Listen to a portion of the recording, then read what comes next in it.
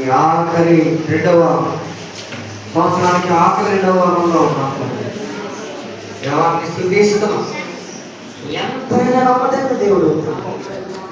దేవునైనా ఒకసారి వెనక్కి చూసినప్పుడు నువ్వు ఎంత ఉన్నతమైన వాడు, ఎంత గొప్పవాడు దేవా మాకు కనబడుతుంటారు. దేవాన్ని వాక్యం ద్వారా మాట్లాడమని సన్నిధిలో ప్రార్థన చేస్తున్నాం. బలపరచండి దేవా, ప్రతి ఒక్కరికి ఏ మాట అవసరమో నువ్వు దయచేయమని అడుగుతున్నావు. నీ బలమైన విషయం చెప్తున్నాను. నీకే మహిమ ఘనత చెల్లిస్తాను. యేసు నామములో అడుగుతున్నాను తండ్రి.